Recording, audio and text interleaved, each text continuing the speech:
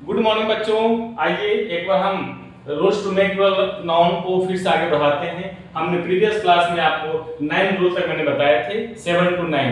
पहला ये मेरा तीसरा क्लास है प्लूरल नाउन के रिगार्डिंग। पहले क्लास में हमने 1 से 6 तक रूल बताए थे, सेकंड में 7 से 9 तक बताए थे, थर्ड क्लास में हम 10 से कंटिन्यू करेंगे। तो देखिए क्या कहता है rule number 10। If a singular noun ends with full, full, then only s is added to make the noun plural. जिस नाउन के अंत में फुल रहे उसमें सिर्फ एस लगाने से ही वह नाउन प्लूरल बन जाता है। एग्जांपल, अ स्पूनफुल, तो एस लगा दिया स्पूनफुल्स हो गए। हैंडफुल, एस लगा दिया हैंडफुल्स हो गए। तो जो सिंगुलर नाउन एस से लास्ट होता है उसके अंत में एस लगाने से प्लूरल बन जाते हैं। Rule number 11। Other than nouns, some words are made plural by adding apostrophe s at the end of the word. Noun के अलावे भी कुछ शब्दों का हम प्लूरल बनाते हैं, जैसे if। अब ये रूल आपके लिए बिल्कुल नया सा लग रहा होगा, जो लोग डीपली पढ़े होंगे तो ठीक है, अदरवाइज नया सा लग रहा होगा।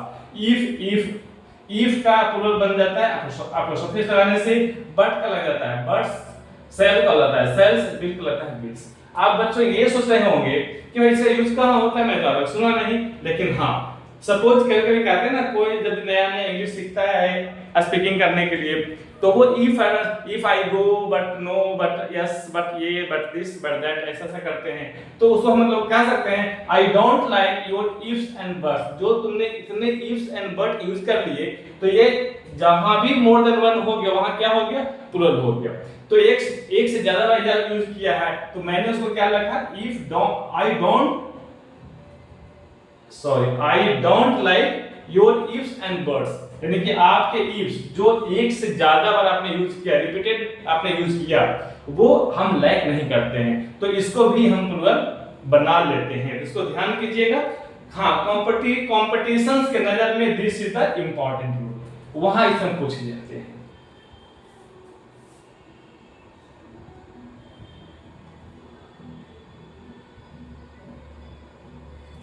रूल नंबर 12 आ जाइए। Letters are made plural by adding apostrophe s at the end. Letter जो अल्फाबेट होते हैं उनका भी बनता है प्लूरल। उनका कैसे बनता है, apostrophe s लगाने से बनता है। फॉर एग्जांपल, p का यदि हम more than one p use करते हैं तो ये हो गया प्लूरल, apostrophe s से लगता है। l का else, etc। अब एग्जांपल कैसे यूज करेंगे, this word is full of p and else। यह जो शब्द है पूरा p और l से भरा हुआ है। इसका मतलब है कि p and l have been used more than one time। तो इसको हम कह सकते हैं, इसको हम बना सकते हैं प्लूरल, तो हम ऐसा लिखेंगे या ऐसा स्पीक करेंगे, this word was full of p and else, ऐसा हम प्लूरल कह सकते हैं। Next rule number 13। Numbers are made plural by adding apostrophe s at the end। यानी कि नंबर्स का भी प्लूरल बनता है, कैसे, apostrophe s लगाने से। 5 का 5 हो जाएगा, 7 का 7 हो जाएगा, etc। आप सोचेंगे इसका भी सेंटेंस में कैसे होता है, तो वो भी देख लीजिए। There are 3 p's in 555। यानी कि 500 में 555 में 3 p होते हैं, तो जहां भी 3 हो गया प्लूरल हो गया, तो हम p 5 को भी क्या बनाएंगे, प्लूरल बनाएंगे। तो उसका प्लूरल कैसे बनाएंगे, apostrophe s लगाने से।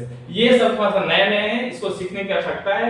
मैंने आपको पहली क्लास में बताया था कि मैं जो इंग्लिश पढ़ाने जा रहा हूं वो बिल्कुल कंप्लीट इंग्लिश ग्रामर है। वो क्लास 1 के बच्चे से लेकर के कॉम्पिटिटिव, जहां पे लगता है कि अब इसके बाद ग्रामर शायद नहीं है, मैं 100% तो नहीं कह सकता, बट 90% मैं गारंटी ले सकता हूं। इतना जानने के बाद आपको लगेगा कि इसके बाद ग्रामर नहीं है। Now I have learned English grammar.